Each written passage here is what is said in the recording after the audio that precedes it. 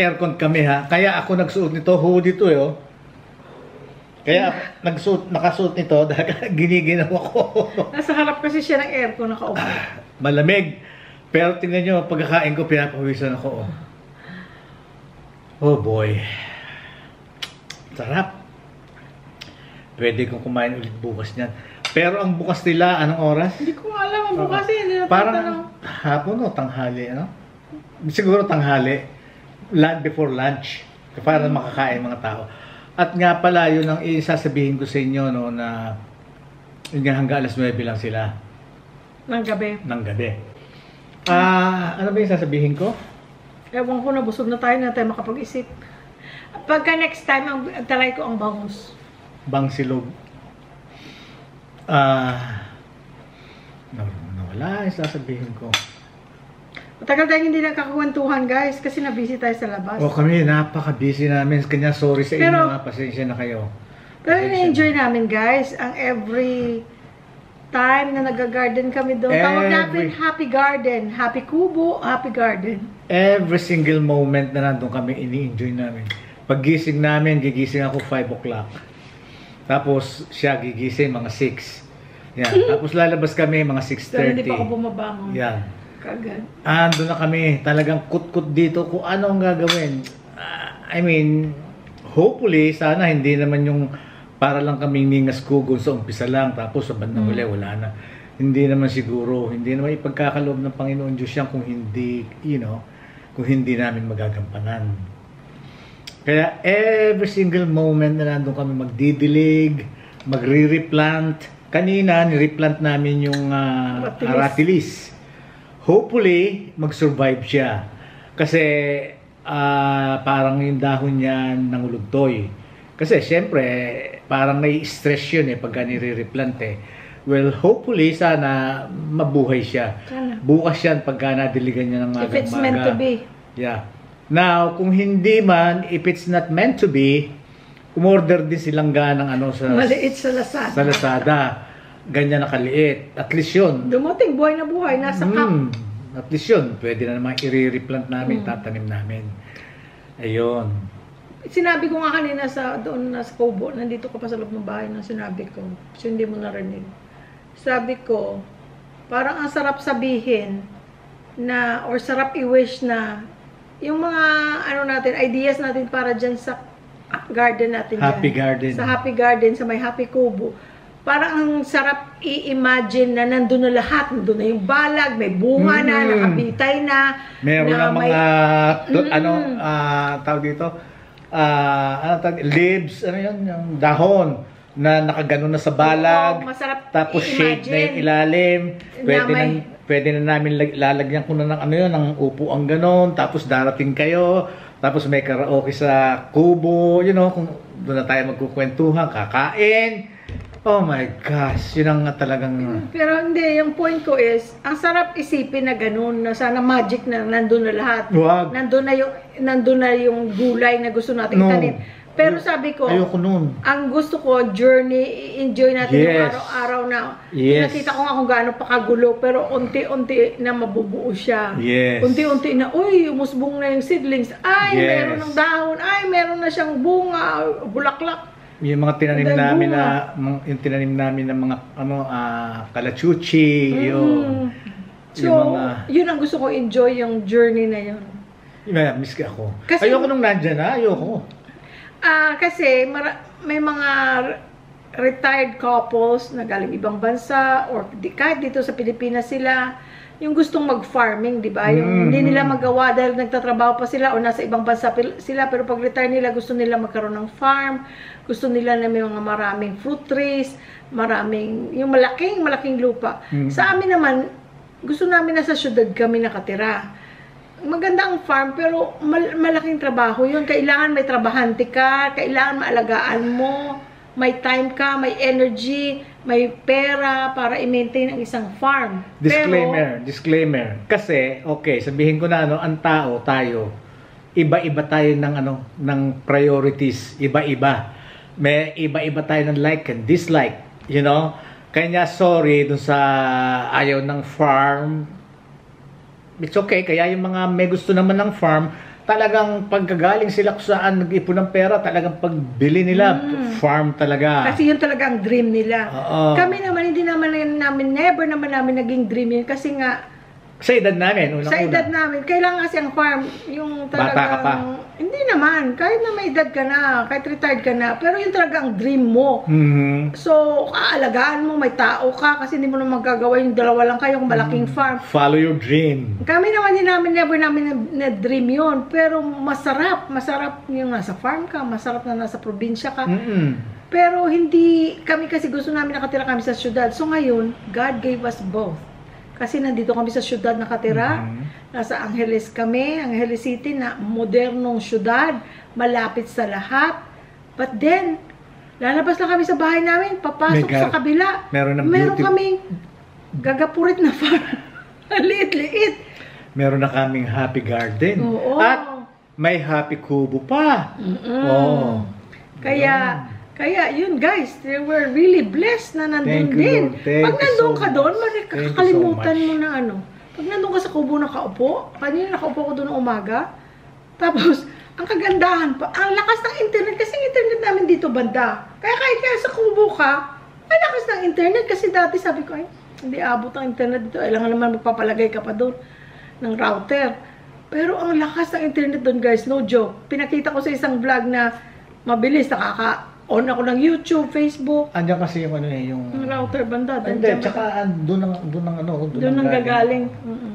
So guys, swerte tayo, binigay sa atin ng Diyos both kinds of life, na para kami nasa farm, na at the same time nandito kami sa syudad. Kami, sa totoo lang kasi, ako ayoko rin sa farm. Unang-una sa edad ko dahil kasi alangan naman yung farm na yon, lalakarin ko araw-araw yung laki na yon, tapos magtatrabaho ako.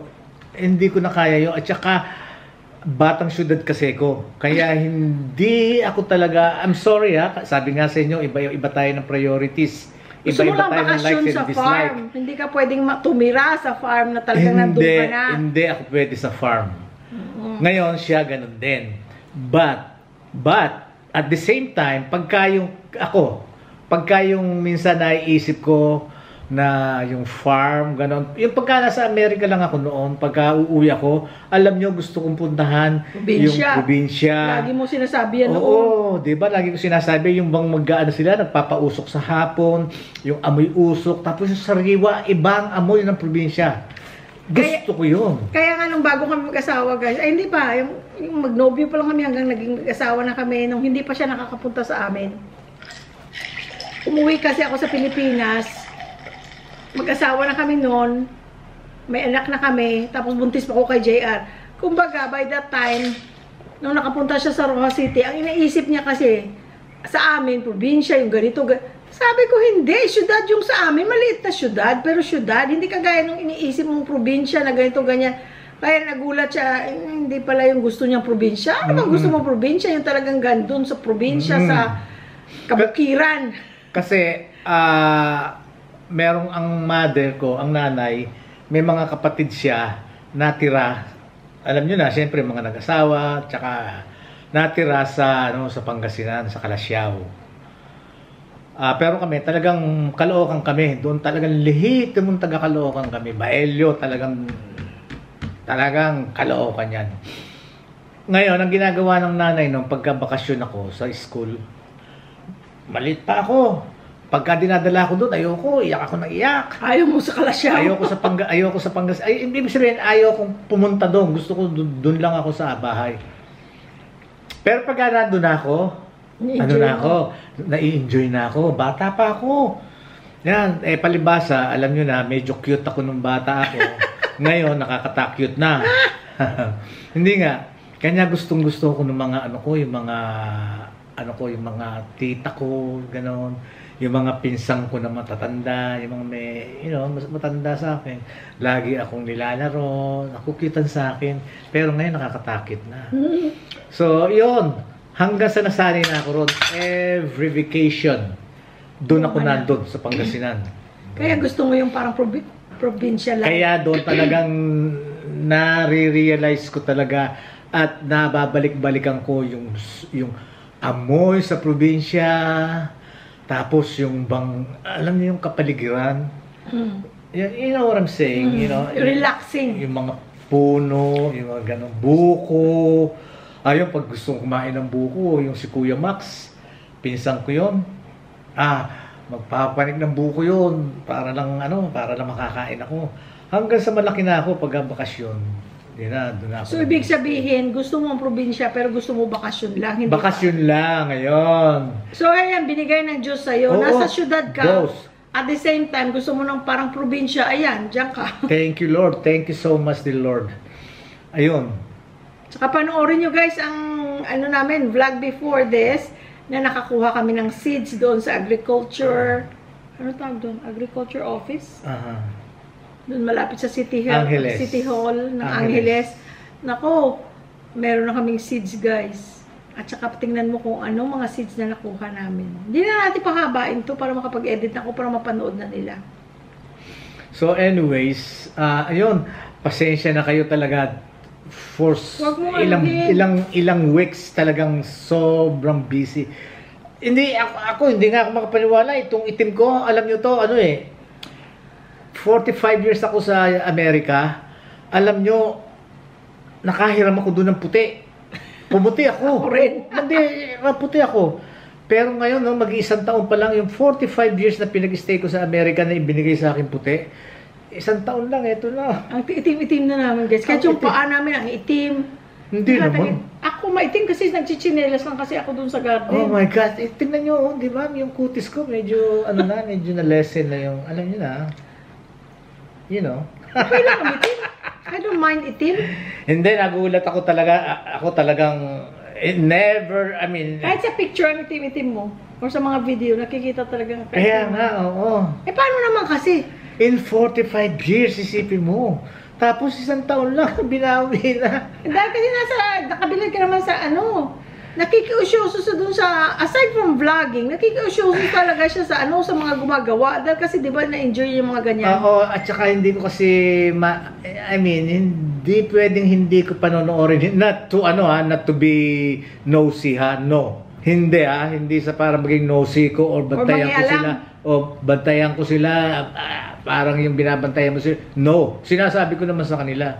Mabuti naman yun, sabi sa akin, para at least, unang-una, gusto ko yan.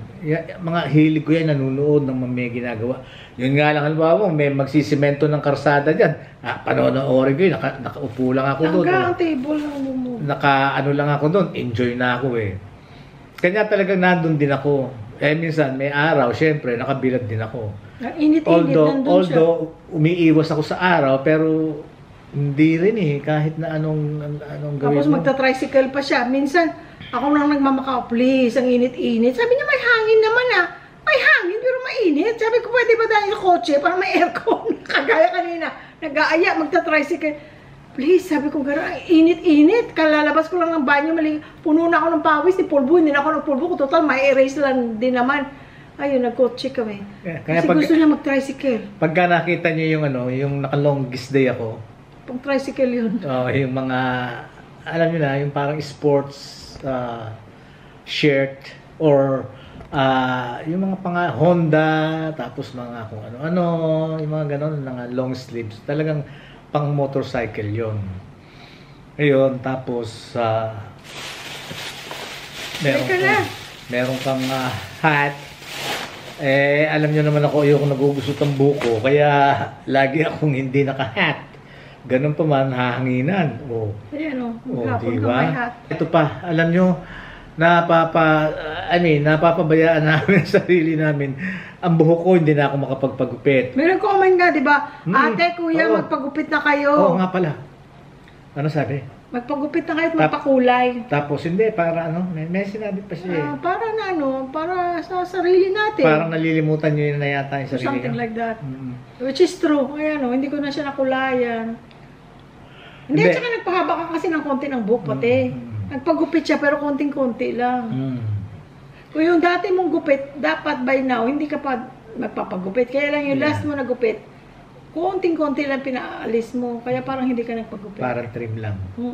Very, very... Ayun, tapos ito, yung manicure, yung foot spa, yung consuelo ba sa katawan, Kahit Gusto mo bukas, punta tayo ng araw bukas. Kahit ba once a month lang eh, you know? Alam mo, kailangan natin pumunta. Pwede tayo bukas. Kasi, ano ba bukas? Kasi Biyernes. Wednesday. Kasi Biyernes, wala yung si Jess. Ay, shout out pala, Jess. At saka Jess and Tess. And Tess. Shout out sa inyo. At saka kay, Mrs. sa may-ari ng The Lines. So, magpapit tayo, magpapaano. Ang kamay ko wag lang dahil kasi garden ako ng garden eh. Ginugupitan ko lang eh. Pero kaya lang. Pero gusto ko lang mag-cleaning lang ako ha, dahil sa paa, dahil kasi i-rest ko sa kakagel ko. Nagninipis ang kuko ko sa kakagel. Yung bang konsuelo lang sa sarili, bigyan naman natin ng konsuelo sa sarili natin. And then you feel good. You feel good pagka nakaupo ka lang daw, lang kang ginawa. Tapos may free wifi pa sila. Wala naman kami bisyo. Wala. Hindi kami nagsusugal, hindi kami naglasing-lasing, hindi kami naninigarilyo. Wala kami libangan, kundi hindi ako mahilig sa mamahalin. Yung makausap lang kayo, yun lang ang pinakalibangan namin. Thank you, Lord. Yun lang. Yung makausap namin kayo. Yun lang ang aming bisyo ay mag-YouTube. Dahil kasi ini-enjoy talaga namin. Sa totoo lang. Ini-enjoy namin. Isipin nyo guys, ang aming views sa isang video, nakadalawang araw na, nakatatlong araw na, wala pang 100 pa rin ang views, 40, 39, 45 views. Pero nag-i-enjoy kami. Ay, pero sige pa rin kami ng sige. As in, dati nga, ang hirap pa kami ngayon, dal lang kami. Dati may lighting pa, may lahat dahil kasi cooking. Balikan yung mga cooking namin, talagang may subtitle pa, yung ganun ba, may mga music, kaya mas mahirap ang aking editing dati, tapos nagtatrabaho pa ako that time. Pero ini-enjoy namin guys, ayaw ko basta ini-enjoy namin. Lalo pa ngayon, dumadami na yung mga viewers, mga supporters, ang subscribers. Di lalo kaming ginaganahan mag-YouTube. Pero kagabi guys, sorry, si Teresita Balawen, sabi niya, sir, ma'am, wag na mag-sir, ma'am, Tess, ate, kuya na lang. Sabi niya, na-late yata yung upload. Yes, na-late. You know why? Gabi na. Ako, ayaw ko kung anong nangyari. I don't think it's our internet kasi nagfi-Facebook ako. Naglalaro ako online ng mga game lang ng mga puzzle. Ang bilis, walang problema. I think it was YouTube. Ang bagal. Tapos, may mga analytics na hanggang ngayon, hapon na, hindi ko makita. Hindi updated ang analytics ng YouTube. So, it was on their part na napakabagal. So, natulog na lang ako. Kumbaga, nakadalawang upload na ako. Pareho silang nag-upload na napakabagal. By the time natulog ako, sabi ko, naku, this is, alas 12 pasado na higa na ako. Yung isa 10%, yung isa 1%. Sabi ko, anong oras ito matatapos? Pero by the time nung maaga pa kami nagising, tapos na, naka-upload na. So, pinablik ko na lang. Shoutout nga pala, Teresita Abaloyan. Thank you so much. Palagi kang nandyan. AJ Travers. Kaya lang, tinanong ko sa kanya, alam mo, minsan ka ako, pagka yung nag-uusap tayo, ang haba ng pangalan mo, Teresita.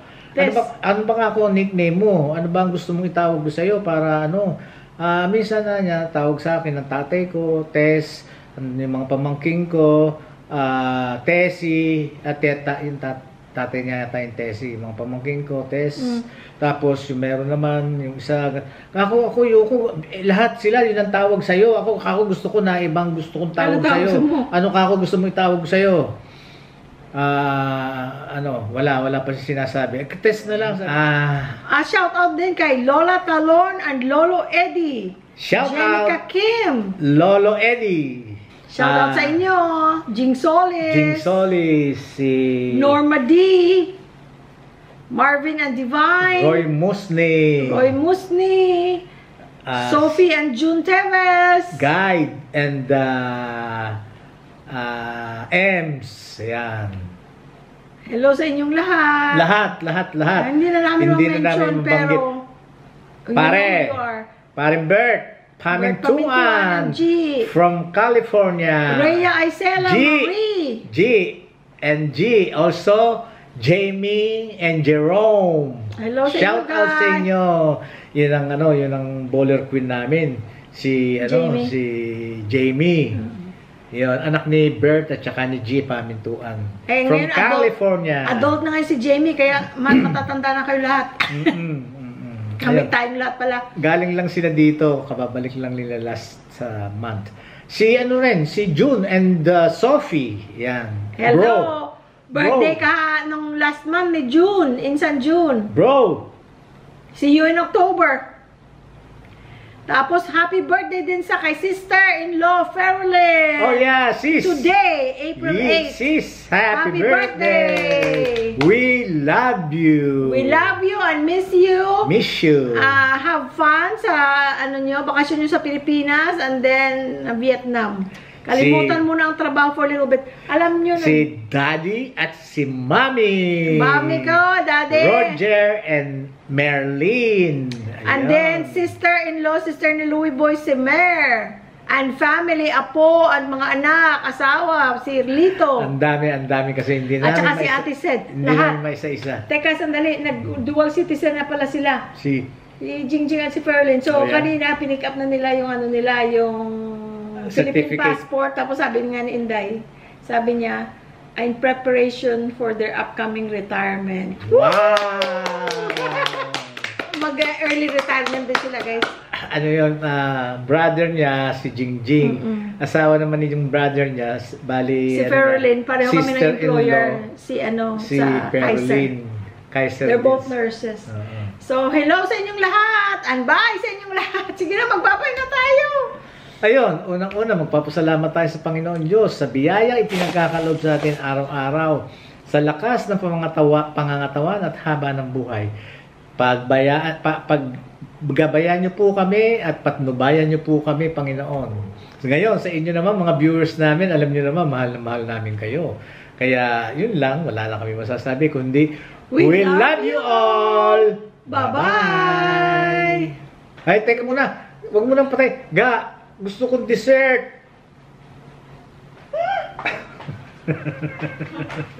Unti-unti yung dessert mo, ilalabas mo muna matigas. Ga, dessert. Matigas mo, saan mo nilagay? Ano no? Hindi, wala na pa iba? Wala pa iba dyan? Ito? No, wala pa iba? Ano? Ano no? Wala na? Wala. Cake, wala na rin? Meron. May konti. Konti lang.